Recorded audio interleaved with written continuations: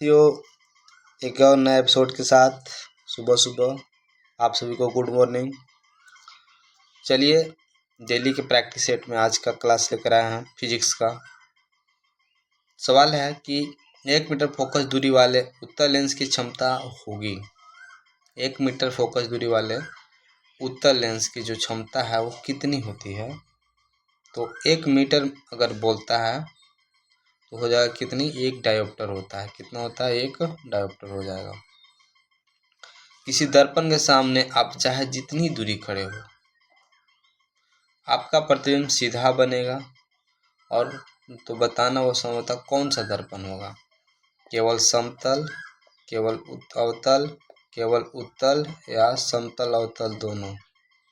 क्या हो जाएगा इसमें, तो अब चाहे जितने दूरी पे हो सीधा बनेगा। एक हम लोग जो घर में दर्पण होता है जिसमें हम लोग अपना चेहरा देखते हैं, वो कौन सा होता है, समतल होता है। आपने चेहरा देखा होगा तो आपको पता होगा कि आपका जो फेस है वो बहु आपके जैसा ही दिखाता है, कोई उलट फेर नहीं करता। एक तो तुम्हारे समतल वाला हो जाएगा, यहाँ पर समतल हो जाएगा। दूसरा चीज़, गाड़ी का जो मिरर होता है तो कुछ लोग उसमें भी चेहरा देख लेते हैं, यानी देखे या ना दो, मतलब उसमें भी जो दिखाता है वो कौन सी दर्पण का बना होता है, तो वो उत्तल का बना होता है। और उस दर्पण में भी जो है सीधा सीधा दिखाई पड़ता है, सीधा सीधा दिखाई पड़ेगा, यानी कि उत्तल दर्पण, यानी समतल और उत्तल। यानी कि यहाँ पे है समतल और उत्तल दोनों, यानी जवाब क्या हो जाएगा, जवाब हो जाएगा हमारा डी। आंसर हो जाएगा समतल उत्तल दोनों। इसका मतलब है कि कुछ ऐसे भी दर्पण है जिसमें उल्टा दिखाई पड़ता है।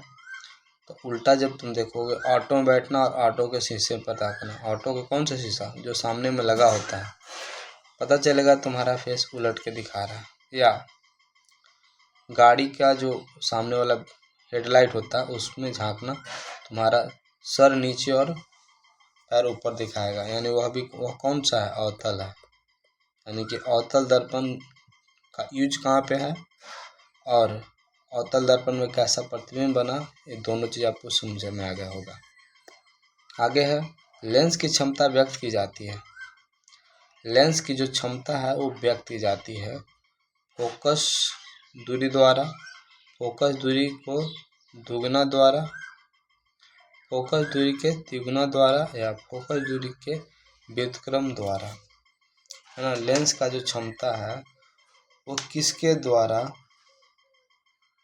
व्यक्त की जाती है, तो लेंस का क्षमता फोकस दूरी के व्युत्क्रम द्वारा जो है ऐसे कि व्यक्त किया जाता है, यानी आंसर हमारा डी हो जाएगा। अवतल दर्पण से परावर्तन के बाद किरण किस बिंदु से होकर गुजरेगी। अवतल दर्पण के, है ना, से परावर्तन के बाद किरण किस बिंदु पर होकर गुजरेगी। तो आप लोगों ने अगर मेरा क्लास नहीं किया होगा फिजिक्स से तो एक बार कर लेना, उसमें बहुत अच्छा से डिटेल किए हैं। तो आज जो है ऑब्जेक्टिव है, तो ऑब्जेक्टिव के अकॉर्डिंग ही चलेंगे। तो अवतल दर्पण में बात कर रहे हैं, अवतल दर्पण कैसा होता है। अवतल दर्पण जो है इस प्रकार से रंगा हुआ होता है ना। सवाल है कि अवतल दर्पण से परिवर्तन के बाद, माने परिवर्तन के बाद किरण किस बिंदु से होकर गुजरेगा। तो किरण जो है फोकस से होकर गुजरेगा। कहाँ से होकर गुजरता है, फोकस होकर गुजरता है, ठीक है। अवतल दर्पण के ध्रुव और मुख्य फोकस के बीच रखे बीम का प्रतिबिंब की प्रकृति होती है। अवतल दर्पण और उसके, है ना, उसके ध्रुव और मुख्य फोकस के बीच अगर रखे प्रतिबिंब है उसकी प्रकृति कैसी होगी। अवतल दर्पण हो गया, ध्रुव मानी पोल और मुख्य फोकस यानी एफ, इसके बीच में अगर रखते हैं तो प्रतिबिंब इस कोण कहाँ बनता है, पीछे बनेगा, पीछे बनेगा। और पीछे बनने के कारण जो है कैसी हो जाती है तो पीछे बनने की ओर के कारण जो है सीधा हो जाएगा। और कैसे हो जाएगा, काल्पनिक हो जाएगा। सीधा और काल्पनिक, यानी आंसर क्या है, ए हो जाएगा। आपने अगर फिजिक्स का क्लास नहीं किया मेरा यूट्यूब चैनल पे तो जाके कर लो।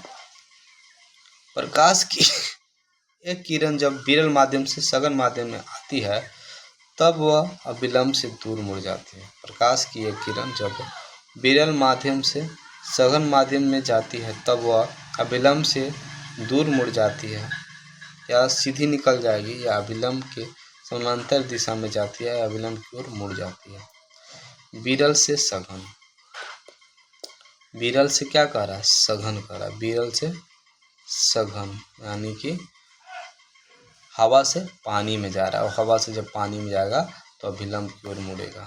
हाँ मुड़ेगा, अविलंब की ओर मुड़ेगा।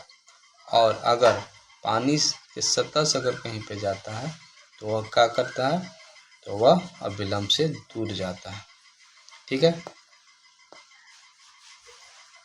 किसी बीम के अवतल दर्पण द्वारा बना प्रतिबिंब आभासी, सीधा और बीम से बड़ा पाया गया है। वस्तु की स्थिति कहाँ होना चाहिए? कौन सी दर्पण की बात कर रहा है? अवतल दर्पण। हालांकि सारा रूल्स अवतल दर्पण में ही पढ़ा जाता है, देखा जाता है। उत्तल दर्पण में लगभग साधारण रूल होते हैं। ये हो गया मोटा मोटी मेरा क्या सा अवतल दर्पण। कह रहा है कि यहाँ पर होगा फोकस, सेंटर, अनंत। अवतल दर्पण द्वारा बनने प्रतिबिंब आभासी, सीधा तथा बीम से बड़ा। सेंटर पे अगर होगा तो बराबर होगा। ठीक है। सेंटर पे अगर होता है तो क्या होता है? बराबर होता है। सेंटर सीधा जाता है तो छोटा होता है, आगे बढ़ेगा तो बड़ा होगा। तो पहला कंडीशन हमको होना चाहिए कि मुख्य फोकस के पास होना चाहिए। मुख्य फोकस और वक्रता केंद्र से जब भी होना चाहिए तो क्या होना चाहिए? आगे होना चाहिए, तब से तो हमारा क्या बनेगा? बड़ा बनेगा। अब जैसे ही बड़ा बनेगा तो सीधा हो जाएगा और कैसा हो जाएगा? आभासी हो जाएगा। यानी कि जो आंसर हमारा हो जाएगा दर्पण और के ध्रुव तथा मुख्य फोकस की क्या हो जाएगा? बीच हो जाएगा। और इस कंडीशन में ही हमने पीछे वाला सवाल में किया, क्या बनता है? काल्पनिक बनता है और सीधा बनता है, अन्यथा हर जगह क्या बनेगा? उल्टा बनेगा। वास्तविक प्रतिबिंब का आवर्धन होता है। वास्तविक प्रतिबिंब का आवर्धन होता है धनात्मक, ऋणात्मक, शून्य, या इनमें से कोई नहीं। वास्तविक प्रतिबिंब है ना, रियल इमेज है, तो रियल इमेज जो हो जाएगा वह कैसी हो जाएगी? तो वास्तविक इमेज जो बनता है वो किस में बनता है? अवतल दर्पण में बनता है। और अवतल दर्पण का जो फोकस होता है बाएं तरफ होता है, इस कारण से दर्पण से बायां होता है, और बायां जो है निगेटिव को दर्शाता है। यानी कि हम कह सकते हैं कि वास्तविक प्रतिबिंब का जो आवर्धन होगा इसमें ऋणात्मकता को दर्शाता है, ऋणात्मक। किसी लेंस के द्वारा सिर्फ काल्पनिक प्रतिबिंब बनता है उत्तल में, अवतल में, बाइफोकल में। किसी लेंस के द्वारा सिर्फ काल्पनिक प्रतिबिंब बनता है उत्तल में, अवतल में, बाइफोकल में। तो लेंस से सवाल है, लेंस द्वारा सिर्फ काल्पनिक प्रतिबिंब बोल रहा। तो काल्पनिक किस में बनता है? काल्पनिक वैसे तो उत्तल में बनता है, लेकिन लेंस में चला जाएगा तो उल्टा हो जाएगा। लेंस में क्या हो जाएगा? उल्टा। तो दर्पण में अगर कोई काल्पनिक बन रहा है तो लेंस में उसका उल्टा बनेगा। तो दर्पण में उत्तल बनता है तो लेंस में उसका उल्टा क्या हो जाएगा? अवतल हो जाएगा। यानी आंसर जो हमारा क्या होगा? अवतल हो जाएगा। तो अगर लेंस किसी को याद है तो दर्पण निकाल सकते हो, दर्पण याद है तो लेंस बस क्या करना है? उलट लेना। अवतल लेंस का आवर्धन m के बराबर है।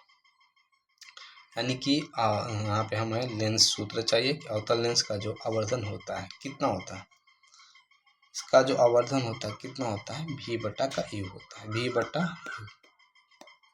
अवतल लेंस का आवर्धन होता है v बटा का u, याद करने की बात है।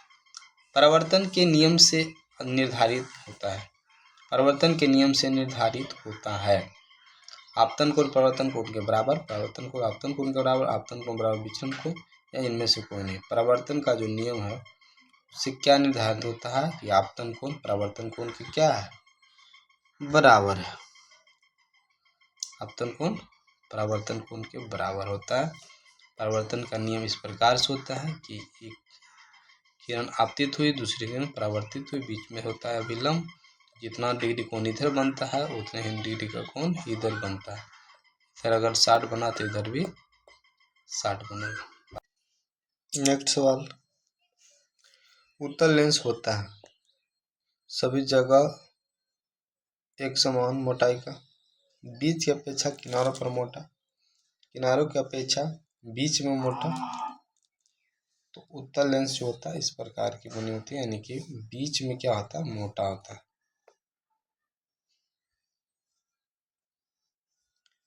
उत्तल लेंस को लेंस भी कहा जाता है। उत्तल लेंस को कौन सा लेंस कहा जाएगा, तो उत्तल लेंस को अभिसारी लेंस भी कहा जाता है और अवतल को अपसारी कहा जाता है। आभासी एवं सीधा प्रतिबिंब का आवर्धन क्या होगा, आभासी और सीधा प्रतिबिंब बन रहा है, यानी उसका क्या होगा, आभासी है और सीधा प्रतिबिंब है, धनात्मक होता है। क्या होता है, धनात्मक। कौन सी लेंस में बनेगा, उत्तल लेंस, सॉरी कौन सा दर्पण में, उत्तल दर्पण में। किसी शब्दकोश में पाए गए छोटे अक्षरों को पढ़ते समय आप निम्न में से कौन सा लेंस पसंद करेंगे, किसी शब्दकोश में पाए गए छोटे अक्षरों को पढ़ते समय आप निम्न में से कौन सा लेंस पसंद करेंगे। 50 सेंटीमीटर फोकस दूरी, 50 सेंटीमीटर फोकस दूरी उत्तल क्या है, पढ़ते समय कौन सा लेंस पसंद करेंगे, है ना।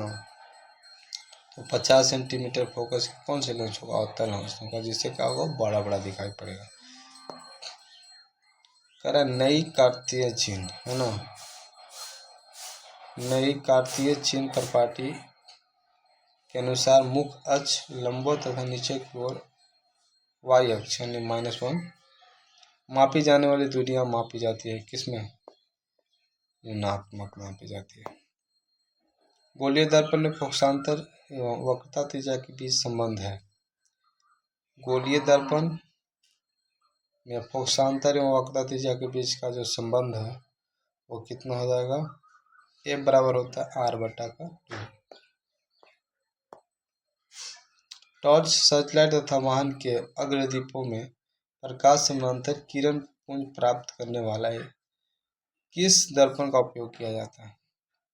टॉर्च, सर्चलाइट वाहन के अग्रदीपों में प्रकाश समानांतर किरण पुंज प्राप्त करने के लिए किस दर्पण का उपयोग किया जाता है, तो उसमें यूज हो जाएगा अवतल दर्पण यूज होता है। कौन सा, अवतल दर्पण। आधुनिक क्वांटम सिद्धांत के आधार पर प्रकाश को तरंग माना जाता है, कण दोनों सब सही, क्या माना जाएगा, तो उसे ना तो कण ना ही इलेक्ट्रॉन होता है, ठीक है। किसी कार्तीय चिन्ह पर पार्टी के अनुसार मुख्य अक्ष प्लस है, y प्लस का निर्देश करता है, तो वो क्या हो जाएगा, धनात्मक हो जाएगा, धनात्मक। जब प्रकाश की किरण एक माध्यम से दूसरे माध्यम में जाती है तो अपने पूर्व पथ से विचलित हो जाएगी, इसे क्या कहेंगे, इसको हम कह सकते हैं प्रकाश की अपवर्तन हो रहा है, रिफ्लेक्शन हो रहा है ना। दो वक्रीय पृष्ठों से घिरे ठोस माध्यम को क्या कहेंगे, दो वक्रीय पृष्ठों से घिरे ठोस माध्यम को क्या कहते हैं, तो उसको कहते हैं गोलीय लेंस। क्या बोलेंगे, उसको हम गोलीय लेंस कहेंगे, गोलीय लेंस कहेंगे, ठीक है। सौर भट्टियों में सूर्य के प्रकाश को केंद्रित करने के लिए बड़े दर्पणों का उपयोग किया जाता है, अवतल दर्पण में, गोलीय दर्पण में, समतल दर्पण में। सौर भट्टियों में सूर्य के प्रकाश को केंद्रित करना है तो उसके लिए जो है अवतल दर्पण का आवश्यकता पड़ेगा। दिन के समय में निम्न में से क्या वस्तुओं को देखने में हमारी सहायता करता है, सूर्य का प्रकाश, और जिस वस्तु से प्रकाश निकलता है उसे क्या कहेंगे, प्रकाश स्रोत कहेंगे। तो आज का सवाल यहीं पे समाप्त होता है, मिलते हैं अगले वीडियो में, तब तक के लिए जय हिंद।